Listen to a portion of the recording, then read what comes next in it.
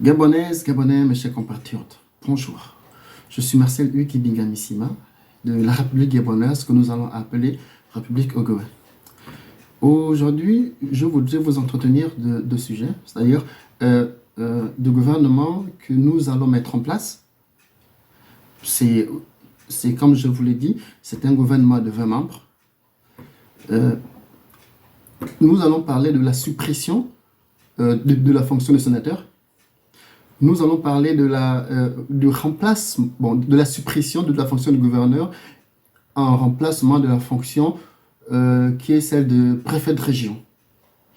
Nous allons parler ensemble de l'organisation et des obligations sportives, parce que, comme je le dis souvent, nous allons partir de la province à la région, c'est-à-dire à ce qu'on va appeler des régions autonomes. S'agissant du gouvernement qui sera mis en place, nous avons prévu et nous pensons que c'est largement suffisant de 20 postes ministériels, y compris celle du Premier ministre. C'est-à-dire que le Premier ministre il sera chargé non seulement de la primature en fait, qui ne devra plus être comme c'est maintenant, mais ce sera une primature et un département ministériel greffé à la primature. Donc du coup, ce qui était prévu comme ministère. Nous avons le ministère de la Défense nationale et sécurité aux frontières. En deux, ministère de l'Intérieur et de la Protection civile. Ministère de l'Éducation nationale et de la formation professionnelle. Ministère de l'énergie et des mines. Et à l'intérieur, nous aurons la direction des mines et géologie et la direction des énergies. Nous avons le ministère de l'enseignement supérieur et recherche scientifique. En 6, ministère du transport et mobilité civile. Et à l'intérieur, il y a le transport aérien, le transport terrestre, le transport ferroviaire, le transport maritime et fluvial. Uniquement les passagers parce que tout ce qui concerne fret devra être désormais régi par la marine marchande. En 7, ministère de l'Habitat, de l'Urbanisme et Aménagement du territoire. Et à l'intérieur, il y aura 9 directions régionales. C'est-à-dire que ce sera à chaque région de gérer son pôle de transport. Je vous l'expliquerai dans une autre vidéo. En 8, ministère de l'Art et protection du patrimoine culturel. En 9, ministère des Finances, de l'économie et de la planification. En 10, c'est un nouveau ministère que j'estime être de mon augure, c'est le ministère de l'audit des comptes publics et du contrôle de gestion. C'est-à-dire que ce sera un ministère qui ne va employer que soit des secrétaires comptables, soit des comptables, mais surtout des auditeurs et des contrôleurs de gestion pour surveiller l'action des finances gouvernementales sur tout ce qui aurait été prévu dans les régions. Je vous expliquerai en temps important. En 11, ministère du Travail, de l'Emploi et des Ressources humaines de l'État. C'est-à-dire, il ne sera plus nécessaire de déposer une demande d'emploi ou d'intégration à la fonction publique dans un ministère quelconque. Tous les dossiers devront être les demandes d'emploi devront être déposées à ce ministère du Travail, de l'Emploi et des Ressources humaines de l'État, et en fonction des besoins de l'administration, parce que désormais, l'administration devra faire une demande de besoin en ressources humaines, devra faire sa demande à ce ministère, et puis en fonction des dossiers qu'il aura à sa possession. Et nous tiendrons compte de la date de dépôt de dossier, pour que désormais ce soit géré de façon fluide. En 12, ministère de l'Industrie marine et des ressources halieutiques. Nous avons 800 km de côte. Il n'y a pas de raison que l'État n'ait pas mis en place une industrie euh, qui traiterait le poisson ou bien qui s'occuperait de la gestion de sa ressource halieutique, l'environnement marin. En 13, ministère de l'Information, de la télécommunication et l'industrie numérique. En 14, ministère des Affaires étrangères. En 15, ministère de la Santé et Affaires sociales.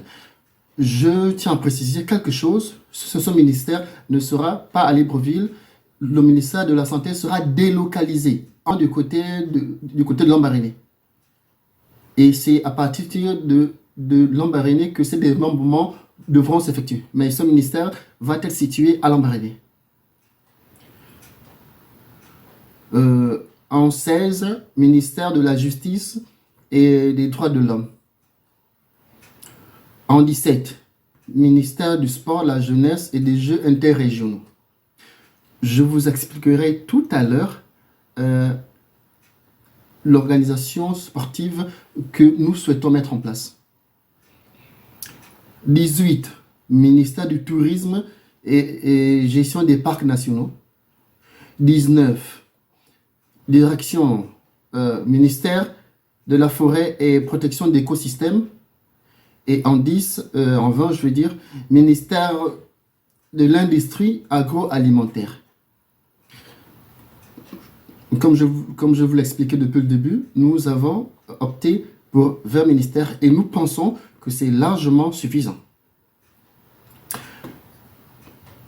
Maintenant, en ce qui concerne le démembrement, nous avons jugé utile de mettre en place ce qu'on appelle une gestion décentralisée ou régionalisation. C'est-à-dire ce sont des régions qui vont fonctionner de façon autonome et ce sont des régions qui vont appartenir à un seul territoire et qui aura ce qu'on appelle une centralisation administrative toutes les années. C'est-à-dire qu'en fin d'année, chaque région devra faire bilan de ses ressources, de ses emplois, qui va transmettre à la comptabilité publique, c'est-à-dire au ministère de l'audit et des gestions. Et ce sont eux qui vont se charger de mettre en place toute la procédure comptable qui sera finalement visée ou du moins renvoyée par la Cour des comptes qui sera éventuellement remaniée. En ce qui concerne la suppression de des postes de gouverneurs, dans la mesure où nous avons des régions, le poste de gouverneur est le plus important parce que nous aurons le préfet des régions et le préfet des régions, c'est celui qui est le représentant du président de la République. Donc, il n'y a pas de raison d'avoir un gouverneur, un préfet des régions, c'est un cumul de postes et des dépenses inutiles en fait. Nous avons aussi prévu de mettre en place une structure qui serait chargée de veiller au traitement financier des gens de l'État. C'est-à-dire la gestion des rémunérations des ministres, des rémunérations du président et des responsables des hautes administrations. Maintenant, entre autres, il y a la suppression des fonctions de commissaire. Pour nous, ça ne sert à rien. La suppression du Sénat, parce que nous estimons que la population est très faible, à peine de 2 millions d'habitants, nous n'avons pas besoin de sénateurs, et ceux qui ont rempli un certain temps les fonctions administratives devraient se reposer, sinon de faire valoir le droit à la retraite. Maintenant, concernant le domaine sportif,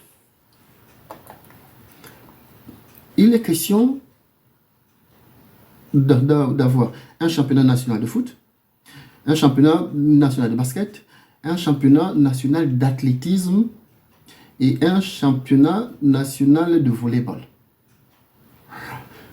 Nous devons mettre en place un championnat interrégional d'athlétisme. Je prends un exemple tout simple. Lorsque j'étais en 6e, j'avais dans ma classe une fille. Elle s'appelait Wenga Marina. Cette fille m'a traumatisé parce que elle avait un atout spécial. Bon, on n'a pas trop compris ce qu'elle avait, mais lorsqu'il fallait faire un 100 mètres, bon, un 100 mètres ou 60 mètres avec, ou 60 mètres contre elle, mais je peux vous rassurer qu'aucun garçon n'avait la force de courir contre elle parce que Marina, lorsque vous démarrez la course, mais sans te rendre compte, au bout de 5 secondes, elle a pris 20 mètres. Et si nous avions à cette époque un encadrement, je pense qu'on en aurait fait un champion. C'est pour cela que nous avons jugé utile de passer à la région parce que désormais, dans chaque région, il y aura ce qu'on appelle un directeur sportif régional. Et c'est cette personne qui se sera chargée de nommer ses collaborateurs pour suivre soit des athlètes, soit des cyclistes ou autres. Ah oui, tiens, j'ai oublié quelque chose de fondamental, c'est l'organisation régionale d'une course cycliste. Donc, nous devons voir en prélude de la tropicale qui sera rebaptisée le Tour du Gabon. Et nous donnons 2 ans sans faire de course pour préparer nos équipes. Déjà, chaque région devra avoir une équipe cycliste et un sponsor.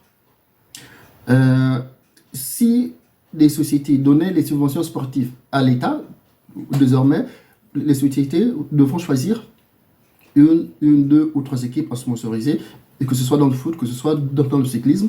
Et puis, l'administration centrale se verra dans l'obligation de compléter les absences et les manquements dus éventuellement aux régions qui n'auraient pas eu de partenaires pour soutenir les activités sportives. Il est question de mettre dans chaque région, ce que nous appelons province actuellement, de mettre dans chaque région, dans chaque province, un vélodrome. Donc un vélodrome, c'est un stade, mais qui encadre les compétitions sportives de cyclisme, en fait. Et puis, chaque année, il y aura ce qu'on va appeler le prix de l'indépendance.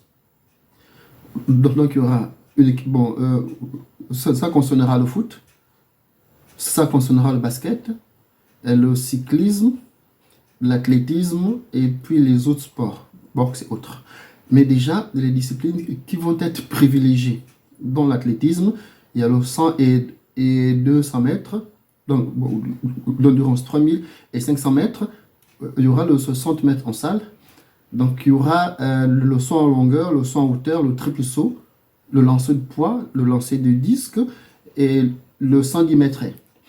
Ce qui est prévu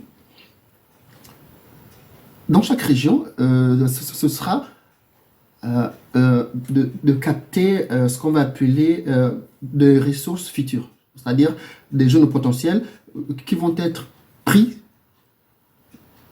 dans leur région, bien entendu avec l'accord des parents, pour être entraînés, soutenus par ce qu'on va appeler l'Académie des sports de Port-Gentil. Donc l'Académie des sports de Port-Gentil, il y aura ce qu'on va appeler sport, études. Tu fais bien tes études, tu fais bien le sport, tu es boursier, tu restes dans l'académie. Et lorsqu'on estime que tu peux aller t'expatrier et que l'État a déjà eu ses talents, ben, vous partez et c'est le nom du pays qui est rehaussé. Et ça, nous espérons le mettre en place avec l'appui de tout le monde. Je vous dis merci et nous nous retrouverons dans la prochaine vidéo.